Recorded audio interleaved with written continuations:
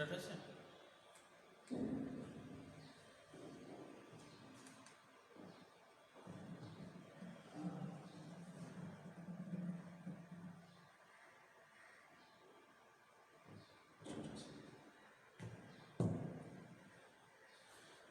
Online ক্লাসে সবাইকে স্বাগত জানাচ্ছি। আমি মোহাম্মদ মাহবুবুর রহমান, প্রভাষক হিসাব বিজ্ঞান, সরকারি MM কলেজ যশোর। প্রিয় শিক্ষার্থীরা, আজকে আমি তোমাদের দ্বিতীয় ক্লাসে হাজির হয়েছি। এর আগে একটা লেকচার তোমাদের সাথে আমার হয়েছে, আর আজকে আমার দ্বিতীয় লেকচার। প্রিয় শিক্ষার্থীরা, তোমরা তোমাদের রোল নাম্বার এবং রোল নাম্বার লিখে কমেন্টস করবে, সাথে সাথে একটু জানাই দাও যে তোমরা আমাকে ঠিক মতো শুনতে পাচ্ছ কিনা এবং ঠিক মতো দেখতে পাচ্ছ কিনা।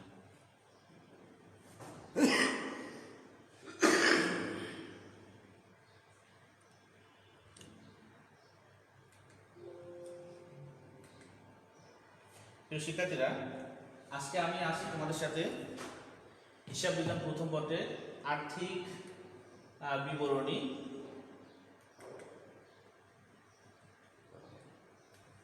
আমি আছি নবম অধ্যায়ে আর্থিক বিবরণী ক্লাস 1 লেখা আছে, কিন্তু এর আগে একটা ক্লাস আমি তোমাদেরকে নিয়েছি। ওই ক্লাসটাতে একটু সমস্যা হয়েছিল, টেকনিক্যাল কিছু সমস্যার জন্য হয়তো বা এমন হতে পারে যে তোমরা হয়তো ঠিক মতো ক্লাসটা অনেকে করতে পারোনি। তো আমরা জানি যে আমি সিলেবাস সম্পর্কে তোমাদের প্রথম যে লেকচার আমি নিয়েছিলাম সেখানে আমি একটা আইডিয়া দিয়েছিলাম যে আমাদের এই সিলেবাসে আমরা কোন কোন বিষয়গুলো কীভাবে থাকবে। তোমরা জানো যে আমাদের হিসাব বিজ্ঞানের যে আমাদের যে রিটেন পার্ট সিকিউ যেটাকে আমরা বলি, এই সিকিউ পার্টে তোমাদের 70 মার্কের প্রশ্ন থাকবে, যেটা তোমাদেরকে লিখতে হবে, লিখিত 70, এবং 30 মার্কের হচ্ছে তোমার MCQ। এবং এখানে দুটো বিভাগ থাকবে, দুটো বিভাগের ক বিভাগ এবং খ বিভাগ থাকবে। ক বিভাগের দুটো প্রশ্ন থাকবে, দুটি বাধ্যতামূলক, এবং খ বিভাগে কিছু প্রশ্ন থাকবে, সেখান থেকে বাকি 7টি প্রশ্নের অ্যান্সার করতে হবে, কিছু বিকল্প থাকবে। তো সেক্ষেত্রে আমাদের কিন্তু সবচেয়ে ইম্পর্টেন্ট হচ্ছে আর্থিক অবস্থা বিবরণী। এখান থেকে প্রথম পত্রের দুটো প্রশ্ন আসবে ক বিভাগে, সেক্ষেত্রে দুটো প্রশ্নেরই তোমাদেরকে আনসার করতে হবে বাধ্যতামূলক, এবং দুটো প্রশ্নে মার্ক থাকবে তোমাদের 20 মার্ক থাকবে। সেক্ষেত্রে আমাদের কোনোভাবে আমরা কিন্তু আর্থিক অবস্থার যে বিবরণী আছে, এই আর্থিক অবস্থা বিবরণীটাকে আমরা কোনোভাবে অ্যাভয়েড করতে পারবো না। এই জন্য এই ক্লাসটাকে আমাদের খুব গুরুত্ব দিতে হবে, যেহেতু আমাদের কোনো বিকল্প নেই, এক্ষেত্রে আমাদের কোনো বিকল্প থাকবে না। সেক্ষেত্রে তোমরা অবশ্যই খুব ভালো করে প্রিপারেশান নেবে। এছাড়াও তোমাদের যে অ্যাডমিশান পরীক্ষা হবে, অ্যাডমিশান পরীক্ষাতেও কিন্তু খুব গুরুত্বপূর্ণ একটা চ্যাপ্টার কিন্তু আর্থিক অবস্থা বিবরণী। প্রিয় শিক্ষার্থীরা, তোমরা যারা আসো আমার সাথে তারা একটু কমেন্টস করে একটু জানাই দাও যে তোমরা ঠিকমতো আমাকে দেখতে পাচ্ছ কিনা বা ঠিকমতো আমাকে শুনতে পাচ্ছ কিনা।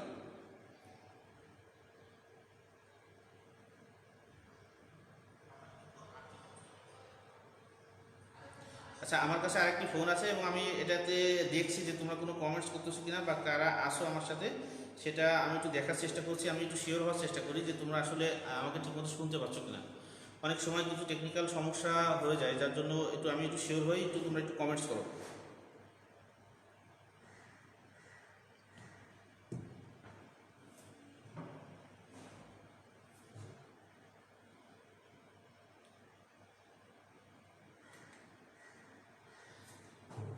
আজকে আমরা আর্থিক বিবরণী যে ক্লাসটা করব, এই ক্লাসে আমরা ভ্যাট সংক্রান্ত বিষয় নিয়ে আমরা সার্বিক আলোচনা করব, ডিটেলসে আলোচনা করব।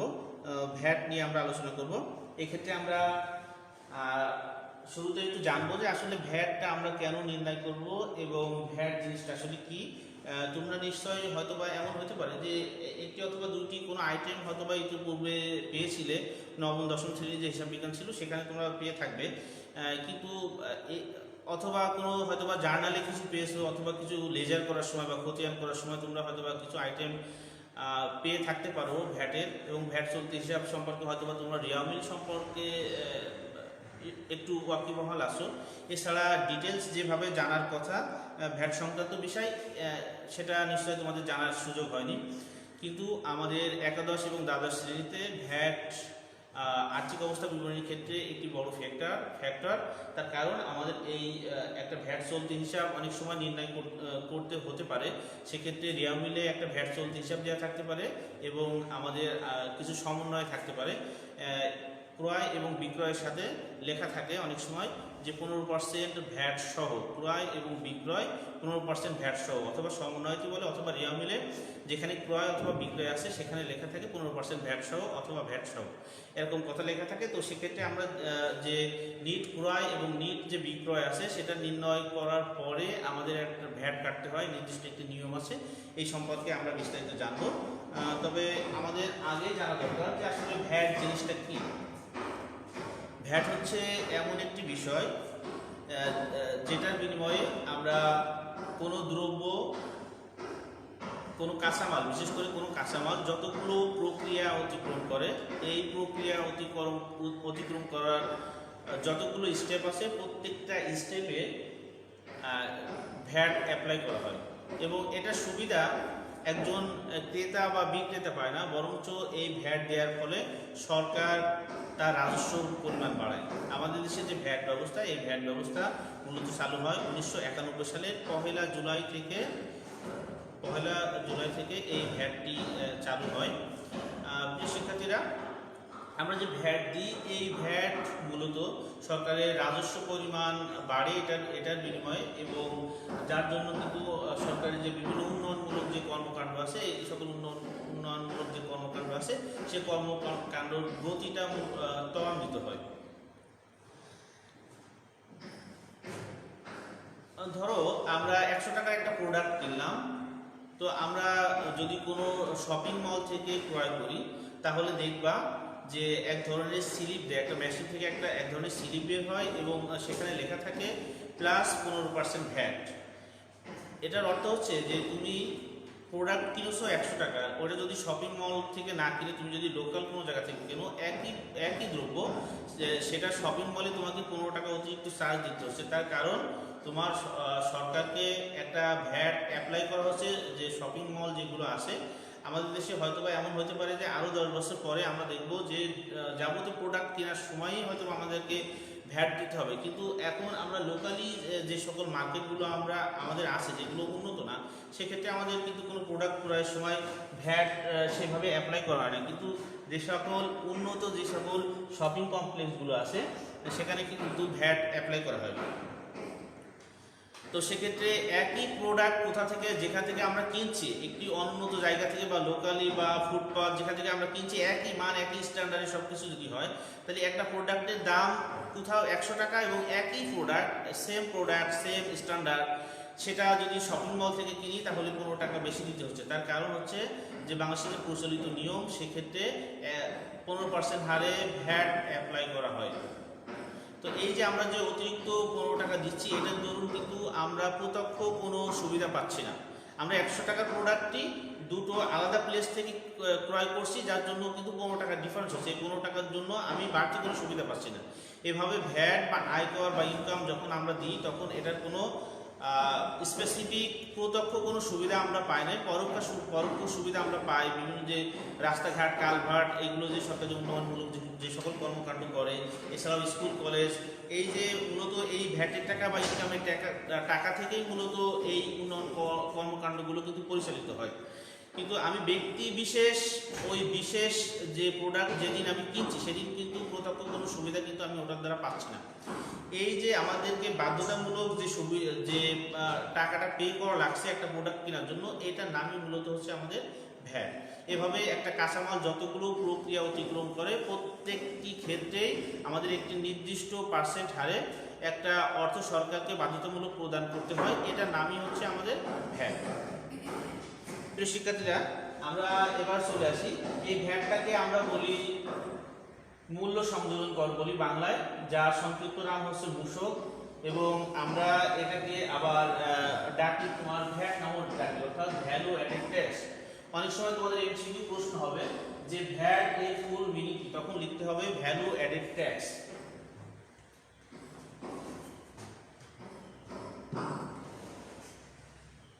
প্রিয় শিক্ষার্থীরা, আমরা এই ভ্যাটের আইটেমটি মূলত দুইভাবে পেয়ে থাকি। সেক্ষেত্রে আমরা ভ্যাট দেখি যে কখনো আমাদের রিয়ামিলে উপস্থাপন করা থাকতে পারে ভ্যাটটা, এবং কখনো এমনও হতে পারে যে কোনো সমন্বয়ের সাথে থাকতে পারে।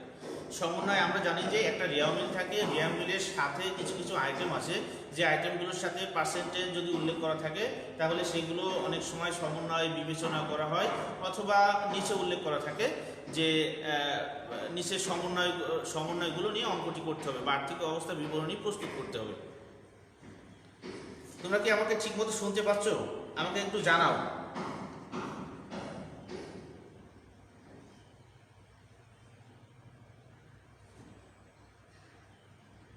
আচ্ছা, জান্নাতুল আছে আমাদের সাথে, নিশাদ আছে আমাদের সাথে। তোমরা তোমাদের রোল নাম্বার লিখেছো, সালাম দিয়েছো, ওয়ালাইকুম আসসালাম। তোমরা আমাকে একটু জানাও যে তোমরা স্পষ্ট শুনতে পাচ্ছ কিনা অথবা ঠিক মতো দেখতে পাচ্ছ কিনা। আর তোমরা রেসপন্স করবে, তার কারণ আমি যে লেকচার দিব এই লেকচারের ভিতরে তোমাদেরকে বিভিন্ন কোশ্চেন করব, এই কোশ্চেনগুলো তোমরা SMS করে উত্তর দিবে। ছোট ছোট কিছু প্রশ্ন করব লেকচারের ভিতর থেকে, তোমরা সেগুলো যদি ঠিকমতো আনসার করো তাহলে আমি বুঝতে পারবো যে তোমরা ক্লাসটা ঠিকমতো বুঝতে পারছো। প্রিয় শিক্ষার্থীরা, আমরা ভ্যাট নিয়ে কথা বলছিলাম। আমাদের এই ভ্যাট যে আইটেমটা আছে আর্থিক বিবরণীতে দুটো জায়গায় ভ্যাটটা থাকতে পারে। একটি থাকতে পারে রিয়ামিলে থাকতে পারে, রিয়ামিল যখন থাকবে তখন লেখা থাকবে ভ্যাট চলতি হিসাব। রিয়ামিলের ডেবিট সাইডেও থাকতে পারে এবং রিয়ামিলের ক্রেডিট সাইডেও থাকতে পারে। আমাদের যখন আমরা শুধুমাত্র রিয়ামিলে ভ্যাট পাবো, তখন যদি ডেবিট সাইডে থাকে তাহলে বুঝবো এই ভ্যাটের ডেবিট ব্যালেন্স এবং সেটাকে আমরা সম্পত্তি হিসেবে বিবেচনা করব। যদি ভ্যাট চলতি হিসাবে টাকাটা ক্রেডিট সাইডে দেওয়া থাকে তাহলে আমরা বুঝবো এটি আমাদের দায় হিসাব। এই দুইভাবে থাকতে পারে। এবং যদি সেটা না থাকে তাহলে সমন্বয় থাকতে পারে। সমন্বয়টা আসলে কিভাবে থাকবে সেটা আমরা একটু আলোচনা করি। সমন্বয়তে আমরা যে ক্রয় এবং বিক্রয় আছে, ক্রয় এবং বিক্রয়ের ক্ষেত্রে আমরা দেখব লেখা আছে যে 15% ভ্যাট সহ, অথবা ক্রয় লেখা আছে সেখানে লেখা আছে শুধু ভ্যাট সহ। 15% যদি নাও উল্লেখ করা থাকে কোনো অঙ্কে যে 15% ভ্যাট সহ, এরকম যদি উল্লেখ নাও থাকে, শুধু যদি লেখা থাকে ভ্যাট সহ, তাহলে বুঝতে হবে বাংলাদেশের প্রচলিত যে নিয়ম আছে এই প্রচলিত নিয়ম অনুযায়ী 15% ভ্যাট অ্যাপ্লাই করা হয় ক্রয় এবং বিক্রয়ের সময়।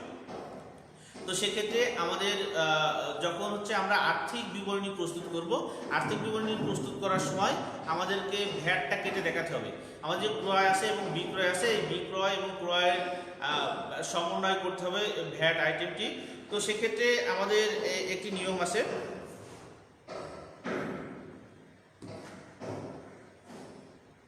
আর যদি এমন হয় যে আমরা ভ্যাট এমন হতে পারে যে রিয়ামিলেও ভ্যাট চলতি হিসাব পাচ্ছি এবং আমাদের যে সমন্বয় অর্থাৎ ক্রয়ের সাথে লেখা আছে 15% ভ্যাট সহ বা ভ্যাট সহ এই আইটেমটি আছে, যদি এমন থাকে ক্রয় এবং বিক্রয়ের সাথে ভ্যাট সহ কথাটি উল্লেখ আছে এবং রিয়ামিলেও আমাদের ভ্যাট উল্লেখ আছে, সেক্ষেত্রে আমাদের কাজ হবে যে আমরা এই ভ্যাটের ক্ষেত্রে একটা খতিয়ান করতে হবে। খতিয়ান করে আমাদেরকে সিদ্ধান্ত নিতে হবে এই ভ্যাটটা আসলে সম্পত্তি না এই ভ্যাটটা দায়। আমরা যদি সম্পত্তি বা দায় যদি নির্ণয় না করতে পারি তাহলে এই ভ্যাটটাকে ফাইনালি আমরা পোস্টিং দিতে পারবো না। তো সেক্ষেত্রে আমরা দেখব যে দেখো আমি তোমরা স্ক্রিনটা ঠিক মতো দেখতে পাচ্ছ কিনা একটু সবাই একটু কমেন্টস করো তো। হ্যাঁ সবাই লিখেছে, সাবি লিখেছে, স্যার শোনা যাচ্ছে। নিশাদ লিখেছে শুনতে পাচ্ছে। আমরা ক্যামেরা একটু ওদিকে সরে দিতে নিচে হবে, কম দেখা সব খাবার হচ্ছে কিনা একটু দেখো। আচ্ছা তোমরা দেখো আমি এখানে একটা ভ্যাট চলতি হিসাব করছি এবং ভ্যাট চলতি হিসাব করার সময় আমরা এটা এরকম একটা খতিয়ান করে নেব এবং খতিয়ান করে নেওয়ার উদ্দেশ্য হচ্ছে যে আমরা দেখতে চাই যে আসলে আমাদের সম্পত্তি না আমাদের দায় ভ্যাট চলতি হিসাবটা সেটা। এটা দুটোই হতে পারে, ভ্যাট চলতি হিসাব দুই রকমই হতে পারে। কখনো হতে পারে যে ভ্যাট চলতি হিসাব সম্পত্তি, কখনো হতে পারে ভ্যাট চলতি হিসাব দায়। সেক্ষেত্রে আমাদের সিদ্ধান্ত নিতে হবে একটা ক্যালকুলেশনের মাধ্যমে। আমরা মূলত সিদ্ধান্ত নেব যে ভ্যাট চলতি হিসাব সম্পত্তি কিনা দায়। যদি ভ্যাট চলতি হিসাবে রিয়ামিলের কোনো টাকা থাকে, দেখো আমি লাইনটাকে দেখাচ্ছি, দেখো যে ব্যালেন্স বিডি বলে লিখেছি এবং এইটা এই যে তোমাদের যে ভ্যাটের যে আইটেমটা যদি ডেবিট সাইডে থাকে তাহলে ব্যালেন্স বিডি বলে আমরা ডেবিট সাইডে টাকা লিখব। যদি টাকাটা রিয়াবলের ক্রেডিট সাইডে থাকে তাহলে ব্যালেন্স বিডি বলে আমরা টাকাটা এখানে লিখে দিতাম, শুরুতে লিখতাম। এরপরে আমরা ক্রয় ভ্যাট বা প্রদত্ত ভ্যাট নির্ণয় করব। ক্রয় ভ্যাট বা প্রদত্ত ভ্যাট আমরা তখন নির্ণয় করব যখন আমরা নিট যে ক্রয় আছে বা নিট বিক্রয় যেটা আছে আমাদের সেটার উপরে বেস করেই কিন্তু আমাদের ভ্যাটটা কাটতে হয়। সেক্ষেত্রে প্রিয় শিক্ষার্থীরা আমাদের একটি নিয়ম যে আমাদের যে নিট ক্রয় আছে বা নিট যে বিক্রয় আছে সেটাকে আমরা 15 ভাগ 115 দিয়ে আমরা যদি ক্যালকুলেশন করি তাহলে আমাদের মূলত ভ্যাট বের হয়। আমি তোমাদেরকে এখন একটু দেখানোর চেষ্টা করি, কিন্তু বোর্ডে আসি।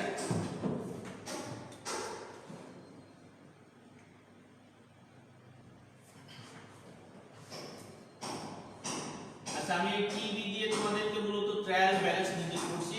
এখানে ধরে নিই এটা রিয়াবিলের ডেবিট সাইড এবং ক্রেডিট সাইডে আইটেম আমি দিচ্ছি এখানে। যদি শুধু তোমরা এমন হয় যে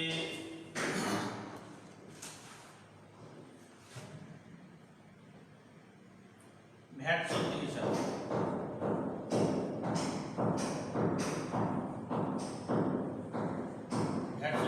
এটা ডেবিট, এটা ক্রেডিট।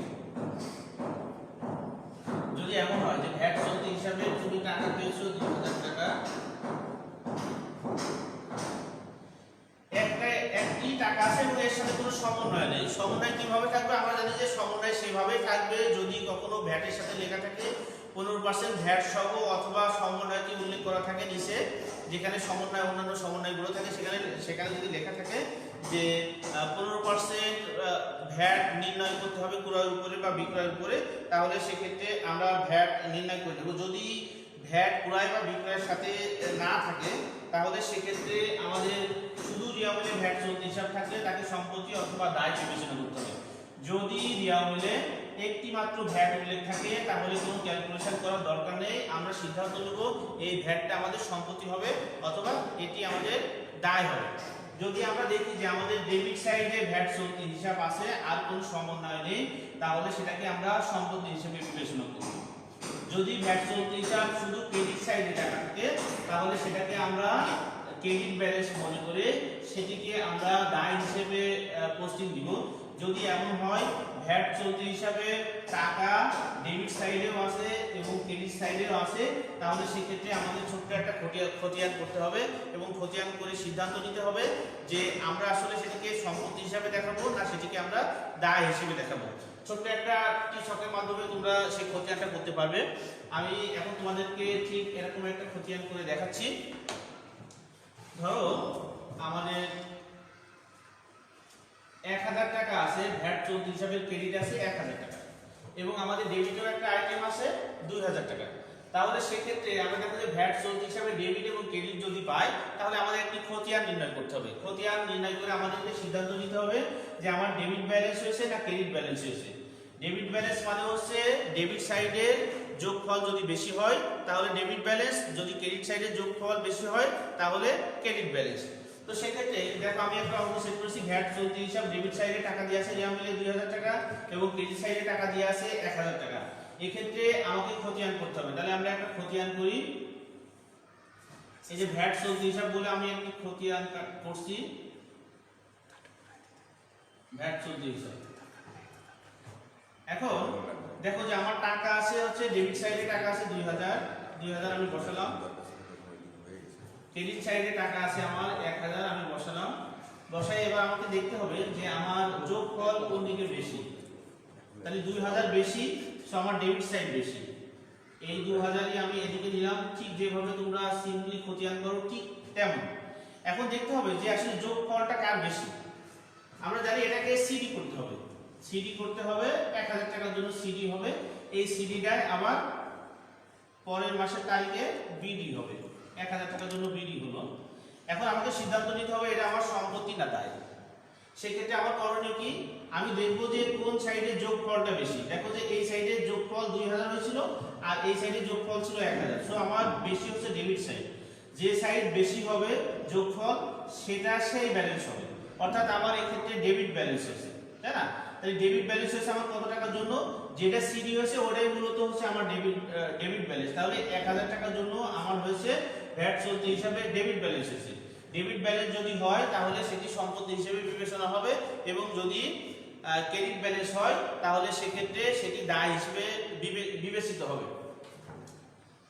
তো আমি যে বোর্ডে যে অঙ্কটা দেখাইছি, তাহলে ভ্যাট চলতি হিসাব আমি কি হিসেবে দেখাবো? ভ্যাট চলতি হিসাবে আমি 1000 টাকা অ্যাসেট হিসেবে দেখাবো। অ্যাসেট হিসেবে আমি দেখাবো 1000 টাকা। অর্থাৎ আমি যখন সম্পত্তি এবং দায়গুলো সাজাবো তখন 1000 টাকা পোস্টিং দিব সম্পত্তি হিসেবে, 1000 টাকা পোস্টিং দিব এই অঙ্কের ক্ষেত্রে। প্রিয় শিক্ষার্থীরা, এখন ধরো যে ভ্যাট চলতি হিসাব এখানে 2000 আছে, এখানে আছে 5000 টাকা। 5000 টাকা। প্রিয় শিক্ষার্থীরা, তাহলে আমার প্রশ্ন, তোমরা ভ্যাট চলতি হিসাব হিসেবে ভ্যাট যে চলতি হিসাবে যে খতিয়ানটা করলাম, এই খতিয়ানটা করে যে অ্যামাউন্ট হবে সেই অ্যামাউন্টের পরিমাণটা কত, এবং সেটিকে তোমরা আসলে সম্পত্তি হিসেবে দেখাবে না দায় হিসেবে দেখাবে, সেটি দ্রুত কমেন্টস করে আমাকে জানাও।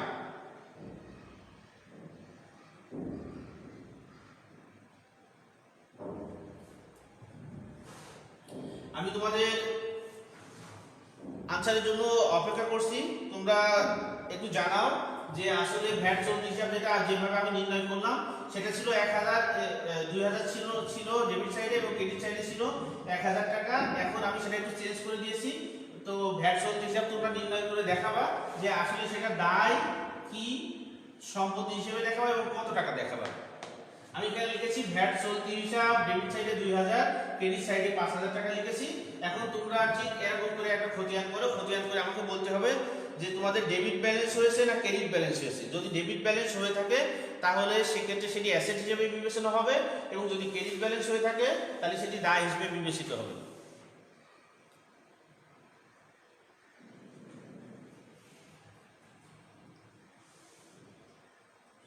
আচ্ছা, তোমাদের রেসপন্স পাচ্ছি না, তার মানে তোমরা মনে হয় ঠিকমতো বুঝতে পারোনি। তাহলে আমি এই অঙ্কটি, এই ভ্যাট চলতি হিসাবটা আরেকবার তোমাদেরকে দেখাই দিই।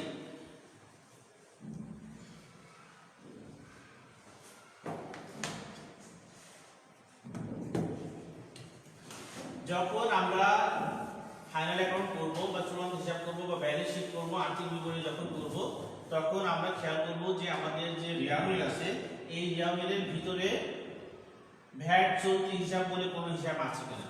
যদি ভ্যাট চলতি হিসাব থাকে তাহলে আমাদেরকে ডেবিট সাইড এবং ক্রেডিট সাইডের ব্যালেন্স নির্ণয় করতে হবে, এবং ব্যালেন্স নির্ণয় করে আমাদেরকে সিদ্ধান্ত নিতে হবে যে ভ্যাট চলতি হিসাব সম্পত্তি সাইডে টাকাটা বসাবো না দায়ের সাইডে টাকাটা বসাবো। সেক্ষেত্রে আমরা একটা খতিয়ান করব, ছোট্ট করে একটা যে খতিয়ান করি আমরা, সেই খতিয়ানটা করব টি শকের মাধ্যমে। তোমরা খতিয়ান করতে পারো। আমরা এখানে সেই ভ্যাট চলতি হিসাব লিখলাম।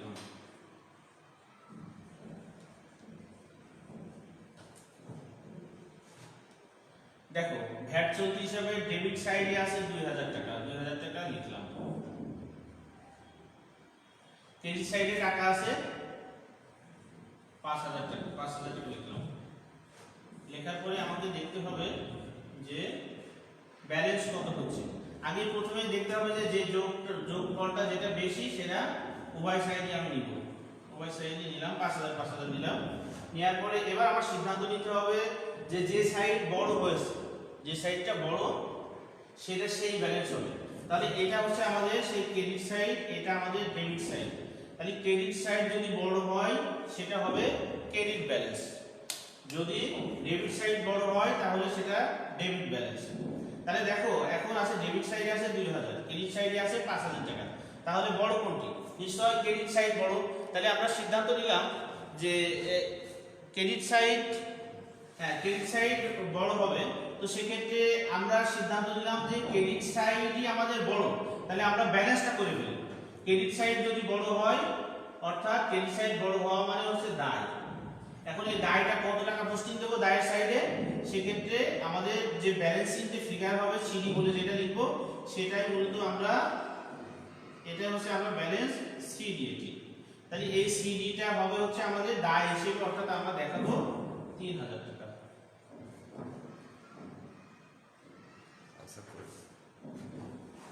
আচ্ছা, আনসার করেছে রাকিবুল, অ্যান্সার করেছে রাকিবুল, লিখেছে স্যার লায়াবিলিটি সব হিসেবে 3000 টাকা দেখাবো। হ্যাঁ, রাকিবুল ঠিকই বলেছে। রাকিবুলের রোল নাম্বার হচ্ছে 504 রোল নাম্বার। তো রাকিবুল ধন্যবাদ, তুমি পেরেছো। সাব্বির লিখেছে স্যার দায় হিসাবে দেখাবো, 3000 টাকা দেখাবো।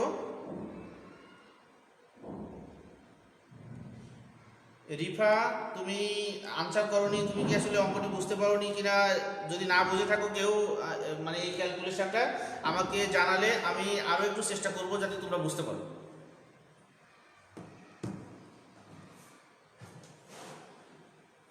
আচ্ছা, আর অনেকে জিজ্ঞাসা করেছো আমাদের কাছে যে তোমরা কোন বই কিনবে। বইয়ের ব্যাপারটা আমরা 3 জন স্যার তোমাদের সাথে আসি ইন্টারমিডিয়েটে। তো সেক্ষেত্রে ম্যাডাম আছে, ম্যাডামের সাথে আমি আলাপ করেছি। ম্যাডাম এবং আমরা সিদ্ধান্ত নিয়েছি যে হিসাব বিজ্ঞান প্রথম পত্রের জন্য পরেশচন্দ্র মণ্ডল একটা বই আছে, এই বইটা খুব ভালো। এই বইটা দীর্ঘদিন ধরে ভালোভাবে চলে এসছে এবং খুব স্ট্যান্ডার্ড কোয়ালিটি। আমরা সেই সকল বই রেফারেন্স করছি যেগুলোতে তোমাদের অ্যাডমিশনের জন্য সুবিধা হবে, ভার্সিটি পরীক্ষার ক্ষেত্রে যে ক্ষেত্রে তোমাদের সুবিধা হবে, ঠিক এই টাইপের বইগুলোই তোমরা কিনবে। তো সেক্ষেত্রে আমরা সিদ্ধান্ত নিয়েছি হিসাব বিজ্ঞান প্রথম পত্রের জন্য তোমরা পরেশচন্দ্র মণ্ডলের বইটা কিনবে ফার্স্ট পার্টের জন্য, এবং হিসাব বিজ্ঞান দ্বিতীয় পত্রের জন্য আবির পাবলিকেশনের বইটি তোমরা কিনবে।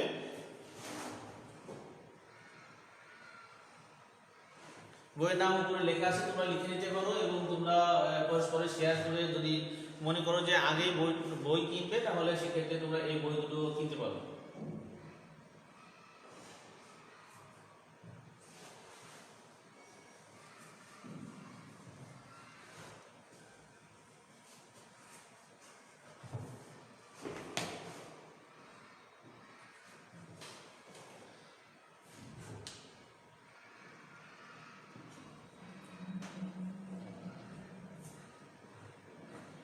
আচ্ছা, বোর্ডে তোমরা একটা রিয়ামিল দেখতে পাচ্ছ এবং রিয়ামিলে তোমরা দেখতে পাচ্ছ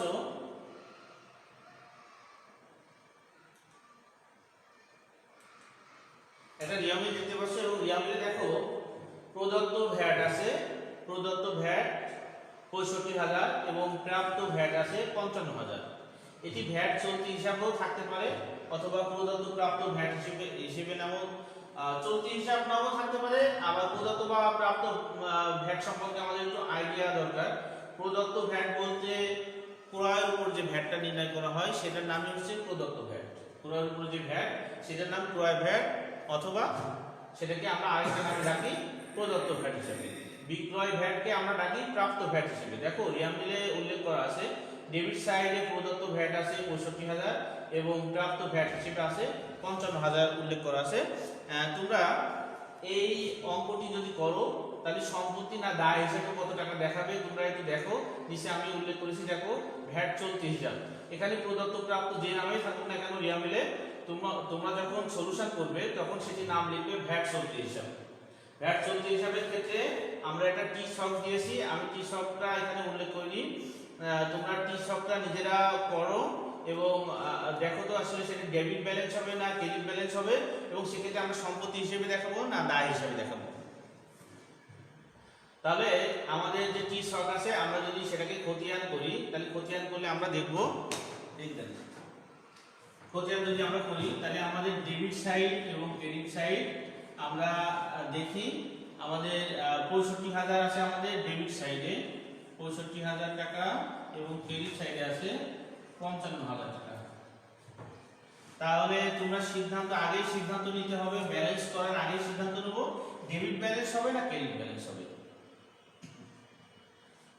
দেখো তো এই অঙ্কে তোমরা একটু উল্লেখ করো যে আসলে এই অঙ্কের আসলে আমি পরিমাণটা জানতে চাচ্ছি না, ডেবিট ব্যালেন্স হবে কি ক্রেডিট ব্যালেন্স হবে, তোমরা সেটা একটু আমাকে জানাও। খুব ফাস্ট জানাও যে ডেবিট ব্যালেন্স হবে কি ক্রেডিট ব্যালেন্স হবে। যদি ডেবিট ব্যালেন্স হয় শুধু ডি লিখলে আমি বুঝবো যে তোমরা বুঝতে পেরেছো, আর যদি ক্রেডিট ব্যালেন্স হয় তাহলে শুধু সি লেখো, আমি বুঝতে পারবো তোমরা ক্রেডিট উল্লেখ করেছো। আমি তোমাদের নাম সহ উল্লেখ করে দেবো যে কে পেরেছো কে পারোনি।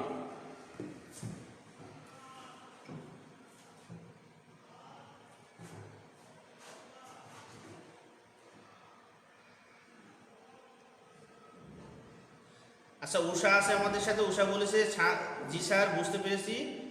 উষা এখন SMS করে জানাও যে আসলে ডেবিট ব্যালেন্স হবে কি ক্রেডিট ব্যালেন্স হবে।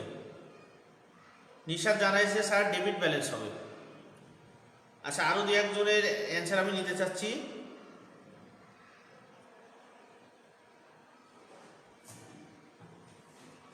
আচ্ছা, আসলে আমাদের একটি ডেবিট ব্যালেন্স ছিল, তার কারণ ডেবিট সাইড বড়, যে সাইড বড় ব্যালেন্স সেই সাইড।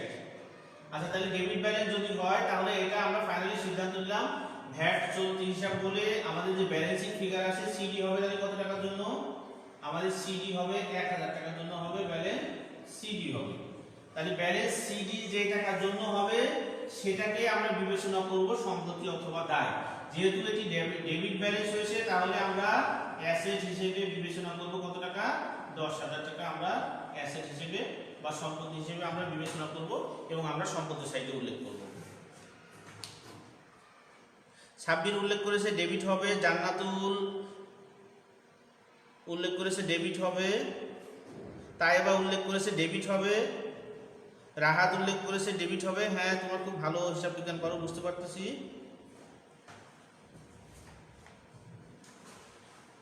সেটা বুঝে দিই আমি। এবার দেখবো আমরা যে একই সাথে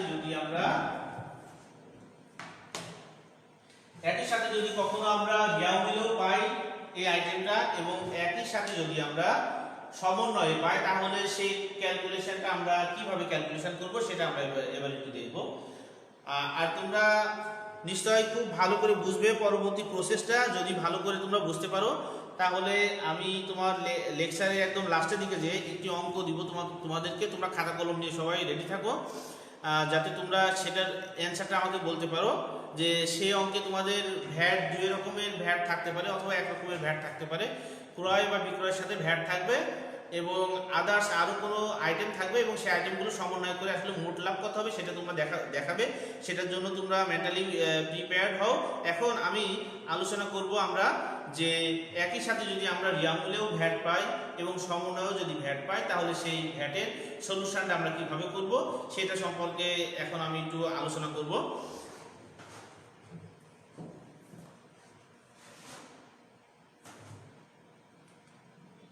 দেখো, একটু স্লাইড দেখো তোমরা। স্লাইডটা কি তোমরা স্পষ্ট দেখতে পাচ্ছ কিনা আমাকে একটু জানাও। যদি স্লাইড ঠিকমতো না দেখতে পাও আমি বোর্ডে লিখবো। দেখা যাচ্ছে না।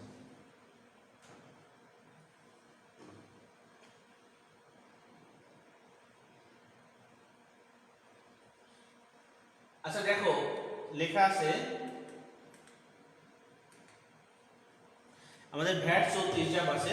এখানে আমি একটা খতিয়ান উল্লেখ করেছি। দেখো, ভ্যাট চলতি হিসাব যদি কোনো ব্যালেন্স থাকে, যেমন ভাবে আমরা রিয়াবলের ডেবিট সাইড বা ক্রেডিট সাইডে দেখেছি, যদি রিয়াবলের ডেবিট সাইডে কোনো ভ্যাট চলতি হিসাব প্রদত্ত ভ্যাট এই নামে যদি কোনো কিছু থাকে তাহলে ব্যালেন্স বিডি বলে আমরা রিয়াবলের সেই টাকাটা আমরা লিখবো। ডেবিট সাইডে ক্রেডিট সাইডে থাকলে ব্যালেন্স বিডি বলে আমরা ক্রেডিট সাইডে লিখবো।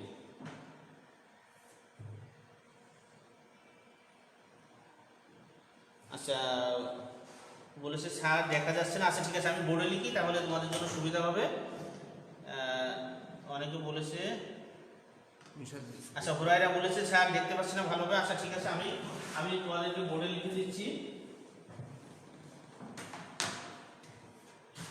আমরা ভ্যাট চলতি হিসাবটা যদি কখনো ভ্যাট চলতি হিসাবটা আমরা কিভাবে নির্ণয় করব, যখন আমরা দেখব যে আমাদের যে টাকাটা আছে সেই টাকাটা, অর্থাৎ আমাদের রিয়াবলেও কিছু আইটেম আছে ভ্যাটের টাকা এবং ক্রয়ের সাথে বা বিক্রয়ের সাথেও ভ্যাট আছে। এরকম যখন আমরা পাবো তখন সলিউশনটা কিভাবে করব সেটা আমরা একটু দেখি। আমরা যদি এমন হয় যে ভ্যাটের ক্ষেত্রে আমাদের ডেবিট সাইডে এটা আমাদের ডেবিট, এটা আমাদের ক্রেডিট, এটা হচ্ছে রিয়াবল।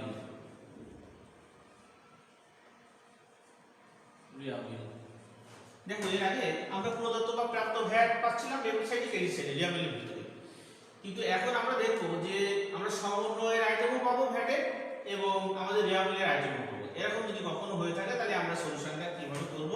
ধরো আছে ক্রয় ও বিক্রয়,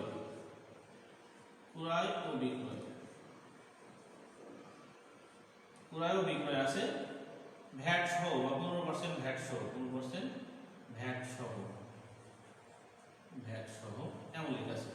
টাকা দিয়ে আছে তোমার, এখানে টাকা দিয়ে আছে, আমি এখনই টাকা লিখছি না, জাস্ট আগে তোমাদের একটু বুঝাই দিই, তারপরে যে আমি টাকা ফিগারটা দেখাবো। এবং তোমার রিয়ামিলে আছে ভ্যাট চলতি হিসাব, ভ্যাট চলতি হিসাব, ভ্যাট চলতি হিসাবে ডেবিট সাইডে টাকা পরিমাণ উল্লেখ করা আছে। তো সেক্ষেত্রে আমাদের ক্রয় থেকে আমরা ভ্যাটটা নির্ণয় করে নেব এবং বিক্রয় থেকে আমরা ভ্যাটটা নির্ণয় করে নেব। তাহলে ক্রয় ভ্যাটটার অপর নাম কি? আমরা যে ক্রয় ভ্যাট করি, ক্রয় ভ্যাটের আরেকটি নাম হচ্ছে প্রদত্ত ভ্যাট। ক্রয় ভ্যাট যেটা নির্ণয় করব ওটার নাম হবে হচ্ছে প্রদত্ত ভ্যাট। আর আমরা বিক্রয়ের সাথে যে ভ্যাটটা নির্ণয় করব সেটার নাম হবে প্রাপ্ত ভ্যাট। প্রদত্ত ভ্যাটটা, ভ্যাট যেটা যেটা আমরা পাবো সেটা আমরা ক্রয় থেকে বাদ দিব এবং বিক্রয় যে ভ্যাটটা আছে ফাইনালি আমরা একদম লাস্টের দিকে যে আমরা এই ভ্যাটটা নির্ণয় করব একটা নির্দিষ্ট সূত্রের মাধ্যমে এবং আমরা ক্রয় বা বিক্রয় থেকে সেই ভ্যাটটা বাদ দিয়ে দেখাবো, বাদ দিয়ে আউটার কলামে আমরা টাকার পরিমাণটা দেখাবো। কিন্তু আমরা প্রদত্ত এবং প্রাপ্ত ভ্যাট যখন নির্ণয় করব, নির্ণয় করার দেখো এখন এখান থেকে আমি ক্রয় বা বিক্রয় থেকে একটা ভ্যাট পাচ্ছি এবং ভ্যাট চলতি হিসাব বলে বলে আরেকটা আইটেম পাচ্ছি। তো এটা নিশ্চয়ই আমাদের সমন্বয় নাকি? এই ব্যাপারে তো কারো সন্দেহ নেই। ক্রয় বা বিক্রয়ের সাথে যেটা দেখানো আছে সেটি আমাদের ক্রয় এবং বিক্রয়ের সাথে যে ভ্যাট আছে সেই ভ্যাটটা আমাদের নির্ণয় করতে হবে। তার কারণ এখানে উল্লেখ আছে 15% ভ্যাট সহ, এটা আমাদের নিশ্চয়ই একটা সমন্বয়। তাহলে আমি ক্রয় এবং বিক্রয় থেকে যে ভ্যাট পাবো সেটা এবং এখানে রিয়াবিলে যেটা দেওয়া আছে এই দুটি ভ্যাটের মাধ্যমে আমি ভ্যাট চলতি হিসাবে খতিয়ানটা করব। খতিয়ানটা আমাকে করতে হবে এই জন্য, তার কারণ আমাদের সিদ্ধান্ত নিতে হবে আমি যে ভ্যাট নির্ণয় করলাম এবং ফাইনালি আমাদের যে ভ্যাটের যে ভ্যাট চলতি হিসাব বলে যে রিয়াবিলে যে টাকাটা দেওয়া আছে সেটি আসলে টোটাল ক্যালকুলেশন করে আমাদের সম্পত্তি অথবা দায় হিসেবে বিবেচনা করতে হবে। তাহলে আমরা খতিয়ানটা কিভাবে করব? আমরা খতিয়ানটা একটু দেখাই। ধরো যে এটা যদি থাকতো তাহলে আমি লিখতাম ভ্যাট চলতি হিসাব, ভ্যাট চলতি হিসাব। আচ্ছা এটা হচ্ছে আমাদের ডেবিট সাইড, এটা আমাদের ক্রেডিট সাইড। আমি খতিয়ান করছি। তাহলে আমি শুরুতেই বলেছি যে ভ্যাট চলতি হিসাব নামে যে টাকাটা থাকবে সেটা আমাদেরকে সিদ্ধান্ত নিতে হবে ব্যালেন্স বিডি বলে আমি কি ডেবিট সাইডে লিখবো না ক্রেডিট সাইডে লিখবো, সেই সিদ্ধান্তটা আমাকে নিতে হবে। যদি রিয়ামিলের ডেবিট সাইডে থাকে ভ্যাট চলতি হিসাব বলে তাহলে সেটিকে আমরা ব্যালেন্স বিডি বলে ডেবিট সাইডে লিখবো। যদি ক্রেডিট সাইডে থাকে রিয়ামিলে তাহলে আমরা ক্রেডিট সাইডে লিখবো। এখন আমাদের দেখো এখানে আছে ভ্যাট চলতি হিসাব, ডেবিট সাইডে টাকার পরিমাণটা আছে, তাই না? তাহলে আমরা ব্যালেন্স বিডি বলে কোন দিকে লিখবো? ব্যালেন্স বিডি, ব্যালেন্স বিডি বলে আমরা এই সাইডে লিখব, ডেবিট সাইডে লিখব। আচ্ছা এবার আমরা দেখি আমাদের প্রদত্ত যে ভ্যাট আছে, আমরা ক্রয় থেকে যে ভ্যাটটা নির্ণয় করব সেটা আমাদের প্রদত্ত ভ্যাট এবং প্রদত্ত ভ্যাট ডেবিট এবং প্রাপ্ত ভ্যাট ক্রেডিট। তাহলে ক্রয় থেকে যে ভ্যাটটা পেলাম সেটাকে আমরা লিখি ক্রয় ভ্যাট হিসেবে লিখি, ক্রয় ভ্যাট অবলিক প্রদত্ত ভ্যাট, প্রদত্ত ভ্যাট এই নামে আমরা লিখলাম। লিখে যেই পরিমাণটা বের হবে সেটা আমরা এখানে লিখব। নিশ্চয় বিক্রয় থেকেও আমরা একটা ভ্যাট ঠিক নির্ণয় করব, তাই না? তাহলে বিক্রয় থেকে যে ভ্যাটটা হবে, ক্রয়ের ভ্যাট যদি ডেবিট হয় তাহলে নিশ্চয় আমাদের ক্রেডিট হবে হচ্ছে আমাদের বিক্রয় ভ্যাট অথবা প্রাপ্ত ভ্যাট, বিক্রয় ভ্যাট অবলিক প্রাপ্ত ভ্যাট। তাহলে আমরা টাকাটা বসাই দিলাম। বসাই দিয়ে দেখতে হবে আমাদের কোন সাইডের ইয়েটা বেশি, ফিগারটা বড়। এই দুটো আইটেম যোগ করে কত হয়েছে এবং এইটার যোগফল কত দিয়ে আছে। যদি আমরা দেখি যে এই দুটো যোগ করে 50,000 টাকা আছে আর এখানে আইটেমটা ধরো আছে 40,000, তাহলে কি আমাদের কোন ব্যালেন্স হবে? আমাদের নিশ্চয় ডেবিট সাইড বড়, তাহলে আমাদের ব্যালেন্স হবে ডেবিট ব্যালেন্স। ডেবিট ব্যালেন্স বড় হওয়া মানে আমাদের সম্পত্তি। তাহলে আমরা সম্পত্তি হিসেবে, সম্পত্তির ইংলিশ নাম হচ্ছে অ্যাসেট, অ্যাসেট হিসেবে আমরা দেখাবো কত টাকা?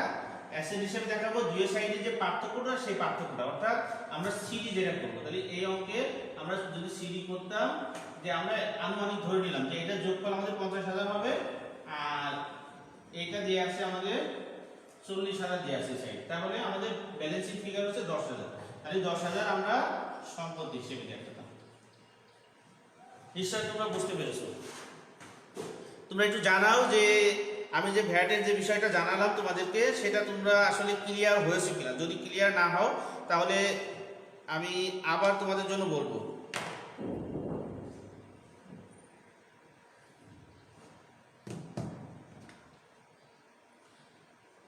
শিক্ষার্থীরা, তাহলে আমরা পরের স্লাইডে যাই। পরের স্লাইডে তোমরা নিশ্চয়ই রিয়ামিলের এটা আনসার করেছো ঠিক মতো। এখন দেখো একটা অঙ্ক আমরা দেখাচ্ছি, তোমরা একটু ঠিক মতো দেখতে পাচ্ছ কিনা একটু আমাকে একটু জানাও। স্লাইড ঠিক মতো দেখতে পাচ্ছ কিনা?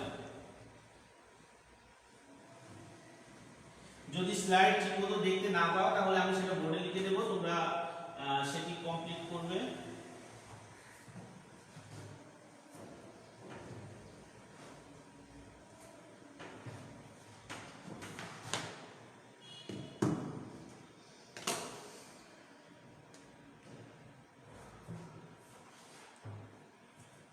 এখন প্রশ্ন হচ্ছে যে আমাদের যে ক্রয় থাকবে বা বিক্রয় থাকবে, ক্রয় এবং বিক্রয় থেকে আমরা আসলে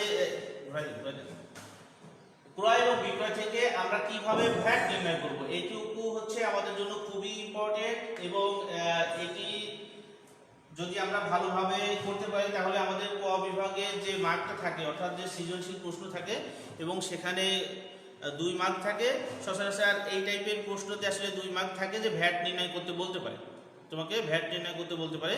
তো সেক্ষেত্রে প্রদত্ত বা ক্রয় ভ্যাটটা আমরা কিভাবে নির্ণয় করব, তাহলে ক্রয় ভ্যাট নির্ণয়ের সূত্র, ক্রয় ভ্যাট আমরা নির্ণয় করব নিট ক্রয় ইনটু 15 ডিভাইডেড বাই 115 এইভাবে। আচ্ছা, এখন প্রশ্ন ওঠে যে ক্রয়টা, নিট ক্রয় বলতে আসলে আমরা কি বুঝি? নিট ক্রয় বলতে আমরা বুঝি যে যদি ক্রয় ফেরত থাকে তাহলে আমরা ক্রয় ফেরতটা নিশ্চয়ই ক্রয় থেকে আমরা সমন্বয় করি এবং ক্রয় থেকে বাদ দিই ক্রয় ফেরত। যদি বাটা থাকে, ক্রয় বাটা যদি থাকে তাহলে ক্রয় থেকে বাদ দিই। এছাড়াও যদি সমন্বয় অন্য কোনো আইটেম থাকে যেটা ক্রয়ের সাথে সম্পর্কযুক্ত, অর্থাৎ তোমরা নবম দশম শ্রেণীতে যে আইটেমগুলো ক্রয়ের সাথে প্লাস মাইনাস করতে ঠিক সেই আইটেমগুলো শেষে আমরা যে ফিগারটা পাবো সেই ফিগারটার নামই মূলত আমাদের নিট ক্রয়। ঠিক বিক্রয়ের ক্ষেত্রেও ঠিক একই, যে আমরা বিক্রয়ের সাথে যে আইটেমগুলো সমন্বয় করি অর্থাৎ যোগ বিয়োগ করি। তো বিক্রয়ের সাথে আমরা সমন্বয় করি কোন আইটেমগুলো, আমরা দেখি যে যদি কখনো রিয়ামিলের ভিতরে ফেরত থাকে অথবা সমন্বয়ে ফেরত থাকে তাহলে সেটাকে আমরা মাইনাস করে দেখাই, বিক্রয় থেকে মাইনাস করে দেখাই। এছাড়াও যদি কোনো বাটা থাকে, বিক্রয় বাটা যদি থাকে তাহলে সেটাকে আমরা মাইনাস করে দেখাই। এছাড়াও যদি আমরা সমন্বয় পাই বিনামূল্যে পণ্য বিতরণ তাহলে আমরা বিক্রয় থেকে আইটেমটা বাদ দিই। যদি অন্য কোনো কারণে যদি বিক্রয়ের সাথে অন্য কোনো রিলেটেড কোনো কিছু যদি থাকে তাহলে সেগুলো আমরা বিক্রয় থেকে যোগ অথবা বিয়োগ করে দেখাই। যেমন আমি যদি বলি বিক্রয় থেকে প্লাস করে দেখাই, বাকিতে যদি তুমি কোনো পণ্য বিক্রয় করে থাকো তাহলে নিশ্চয় সেটাও বিক্রয়ের সাথে তুমি সমন্বয় করো। তো সেক্ষেত্রে এইভাবে আমরা যতগুলো ক্রয়ের সাথে আইটেম আছে, ক্রয়ের সাথে যে আইটেমগুলো যোগ করতে হয়, ক্রয়ের সাথে যে আইটেমগুলো বিয়োগ করতে হয়, এরকম যে আইটেমগুলো আছে এর শেষে আমরা একটা ফিগার পাবো। এই যে ফিগারটা পাবো এটারই নাম মূলত হচ্ছে নিট ক্রয়। তাহলে এই নিট ক্রয়ের আইটেমগুলো যখন আমি পাবো সেই আইটেমের যে ধরো যে যদি আমি 1 লাখ টাকা পাই, 1 লক্ষ টাকা যদি পাই সেক্ষেত্রে আমার ভ্যাট নির্ণয় হবে। ভ্যাট নির্ণয়ের ক্ষেত্রে আমরা 15 ডিভাইডেড বাই 115 এভাবে আমরা ভ্যাট নির্ণয় করব। এই যে ভ্যাট নির্ণয় করব, ভ্যাট নির্ণয় করার পরে আমাদের আবার সেটি ভ্যাট চলতি হিসাব করার সময় আমাদেরকে সেটির জন্য একটা খতিয়ান করতে হবে। আমরা যদি বিক্রয়ের ক্ষেত্রে যদি লিখি তাহলে আমরা বিক্রয় ভ্যাটটা কিভাবে পাবো? বিক্রয় ভ্যাট, আচ্ছা বিক্রয় ভ্যাটের আরেকটি নাম কি তোমরা একটু জানাও আমাকে কমেন্টস করে।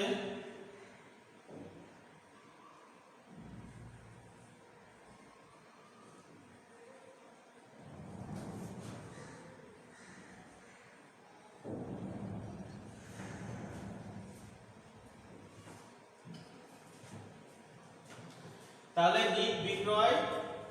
নিট বিক্রয়টা আমরা কিভাবে পাবো? যদি বিক্রয়ের সাথে অলিখিত কোনো বিক্রয় থাকে সেটিকে আমরা যোগ করব, যদি বিক্রয়ের সাথে ফেরত থাকে সেটিকে আমরা মাইনাস করব, যদি বাটা থাকে সেটিকে আমরা মাইনাস করব, সমন্বয় যদি বলা থাকে মুনাফাবিহীন পণ্য বিক্রয় যদি থাকে তাহলে আমরা জানি এটু আমরা বিক্রয়ের থেকে মাইনাস করে দেখাবো। এই যে মাইনাস করার পরে ফেরত, বাটা অথবা অলিখিত বিক্রয় এইগুলো যে প্লাস মাইনাস করার পরে যে ফিগারটা থাকবে সেই ফিগারটার নামই হবে হচ্ছে মূলত আমাদের নিট বিক্রয়। তাহলে আমরা বিক্রয় ভ্যাট পেয়ে গেলাম এবং ক্রয় ভ্যাট পেয়ে গেলাম, এবং আমাদের রিয়ামিলে যদি কোনো ভ্যাট থাকে তাহলে সেই ভ্যাটটাকেও আমরা বিবেচনায় নেব, নিয়েতে ভ্যাট চলতি হিসাব করব, ভ্যাট চলতি হিসাব করে আমরা সিদ্ধান্ত নেব যে আমাদের এটি সম্পত্তি না আমাদের একটি দায়। আচ্ছা, আমি বলেছিলাম আচ্ছা তাইবা লিখেছে প্রাপ্ত ভ্যাট, তাইবা ভুল হয়ে গেছে। আমি আসলে বলেছিলাম যে ক্রয় ভ্যাটের অপর নাম কি? ক্রয় ভ্যাটের অপর নাম হচ্ছে প্রদত্ত ভ্যাট। রাহাত ঠিকমতো অ্যানসার করেছে। আর বিক্রয় ভ্যাটের অপর নামই হচ্ছে প্রাপ্ত ভ্যাট।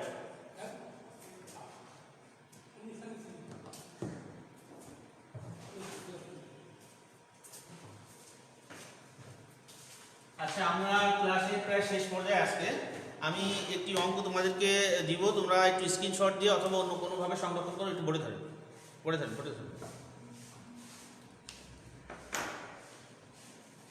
ক্যামেরা নিয়ে যান, ক্যামেরা ওখানে সরাই দিন। আচ্ছা স্যার, পুরোটাই আমি দেখতে পাচ্ছি না, এগুলো দেখা যাচ্ছে না। হ্যাঁ হ্যাঁ,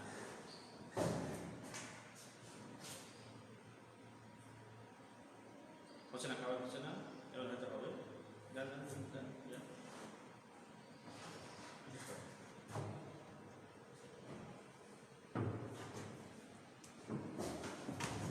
হ্যাঁ, আচ্ছা দেখো তো, তোমরা স্ক্রিনে একটি রিয়ামিল দেখতে পাচ্ছ এবং এই রিয়ামিলে একটু অস্পষ্ট বোঝা যেতে পারে, তোমরা একটু কষ্ট করে একটা স্ক্রিনশট দিয়ে নাও, দিয়ে দেখো একটি অঙ্ক সেট করা আছে, এখানে লেখা আছে ক্রয় ও বিক্রয় 15% ভ্যাট সহ, এবং ডেবিট সাইডে তোমাদের টাকাটা দেয়া আছে।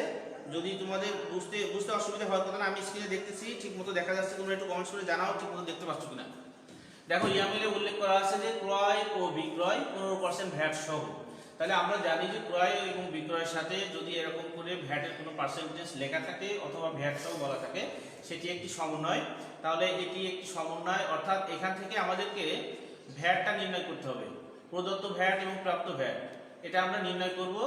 তো নির্ণয় করার ক্ষেত্রে আমাদের বিবেচনায় নিতে হবে যে ক্রয় অথবা বিক্রয়ের সাথে অন্য কোনো সমন্বয় আছে কিনা। তাহলে আমরা দেখো জিয়ামিলে আছে আমাদের বিক্রয় ফেরত এবং ক্রয় ফেরত আছে। আর ওদিকে এবার ওদিকে টাকাটা দেখা যাচ্ছে না।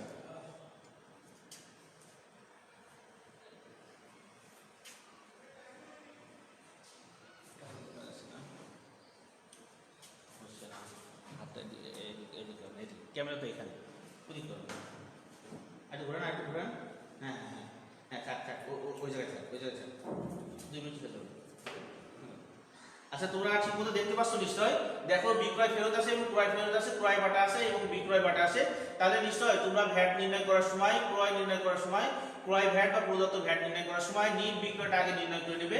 তো নিট বিক্রয় নির্ণয় করার সময় তোমরা ক্রয় ফেরতটা বাদ দেবে ক্রয় থেকে, এবং ক্রয় যে বাটা আছে সেটা বাদ দেবে। আমরা জানি যে যদি ফেরতের টাকা এবং বাটার টাকা যদি একই সাথে দেওয়া থাকে, অর্থাৎ দুটো ফেরতের টাকা যদি দেওয়া থাকে এবং দুটো বাটার টাকা যদি একই সাথে দেওয়া থাকে রিয়ামিলে, তাহলে আমাদের ক্রেডিট সাইডে যেটা থাকবে সেটি হবে মূলত ক্রয় ফেরত, এবং ডেবিট সাইডে যে ফেরতের টাকাটা থাকবে সেটি হবে মূলত আমাদের বিক্রয় ফেরত।